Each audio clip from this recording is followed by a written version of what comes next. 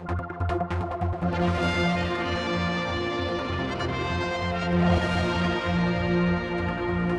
I've come up to Ballacottia School, talking with the union rep from the Isle of Man, Carol, and also Russell, who's come across from the United Kingdom, to have talks with Parliament and particularly the Minister, Mr Crookall, about the state of play for teachers here in the Isle of Man.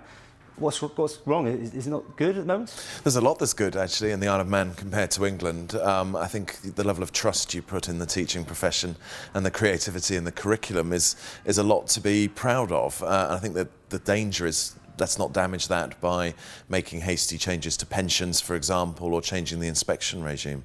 So what is going on then with pensions? Because there is some changes afoot, right? Yes, and of course this is being led by changes from Westminster to make teachers work longer, make them pay more and get lower pensions. And as I understand it, the island is following a similar pattern. You may be able to build on that. Yes, the island has recently put a bill through Tynwald in order to mirror whatever's happening in the UK with teachers' pensions over here. So in effect that takes away our voice, because we just have to automatically follow what's happening in England. Well, being the union rep for the Isle of Man, what's the state of play over here? What's the feeling? Teachers' morale is very low in respect of pensions because teachers have had a pay freeze now for over 2 years, and that will continue into the next year. And of course, the increased pension contributions mean that in effect, teachers' pay has been cut as of this month. Morale being low, that's interesting to use that term. I mean, it's perceived that Isle of Man education is a very good education. Is that under threat? I wouldn't say it's under threat, but there have been a lot of cuts that have been very widely publicised recently that we're still reeling from. And then this problem with pensions has just exacerbated the whole situation. What are you going to be talking about then today? Well, we're going to be able to share some of the lessons from England in terms of the damage that the pensions process has done to teacher morale there, and you have an opportunity to avoid that issue, I think, by doing it through proper negotiation. And I think it's really important to emphasise that if you want a creative curriculum and you want 21st century skills, you need a workforce, a teaching workforce that will be brave and innovative and creative themselves. And if they're feeling under pressure from lack of resources or because they're not valued, then I don't think you're going to get the most out of what you could achieve here. You've had a pay freeze for how many years now in the teaching profession? 2 years. And any sign of that ending? No, none at all. But again, we follow what's happening in England. Is that affecting recruitment? That's a very good question. I think generally it will affect recruitment, but it's not just in the Isle of Man, it's in England as well. So it's a general problem. Are there many people members of the union on the Isle of Man? Have you got a strong sort of force here? Yes, we've got, I think it's 65, and it's all heads, deputies and school leaders that are members of the National Association of Head Teachers. What pressure can you be putting on our government here then?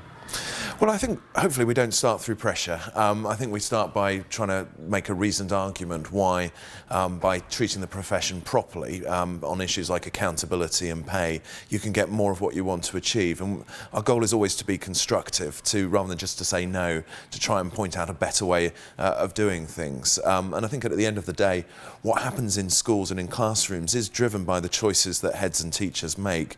You can't really force them to do things at a detailed level, and you need their active and enthusiastic engagement with the policies, and that's a high price to pay if you're going to lose that. So I think it could be, hopefully will be, a constructive conversation.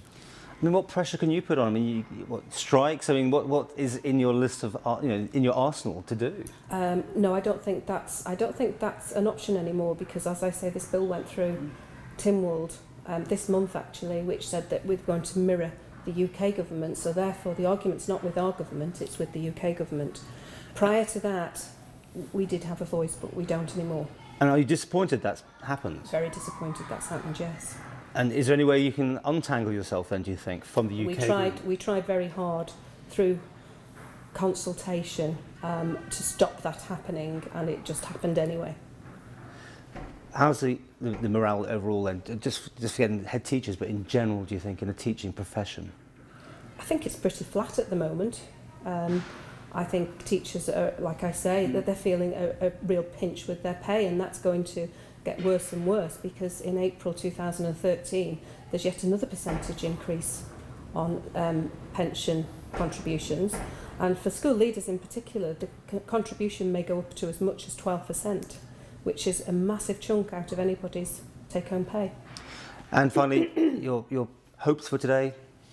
Well, first of all, go and have a look around the schools and see the work that's being done, and that's always very inspiring, and in many ways it makes you very jealous as well when you look at some of the pressures that English schools are under from Ofsted inspections and from the rhetoric that our ministers are giving us, and thinking, well, let's stop people from going in that direction. As much it's a warning, I think, that we've gone too far in England. The morale is even lower over in England than here, and actually people are ceasing to be creative.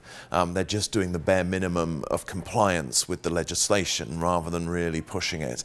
And I think you're a long way from that here, but it would be a terrible shame to get there. So if we can raise that warning and show what's going on, we can also give news and information about the pensions negotiations and the pay rise. For example, they are talking about ending the pay freeze, but they're talking about a 1% pay across the board pay increase, less than inflation. So by the end of 5 years across the UK, teachers will have had a 20% pay cut, which is a fairly phenomenal blow in real terms. And whether you're going to get the best people going into the profession on that basis is not clear.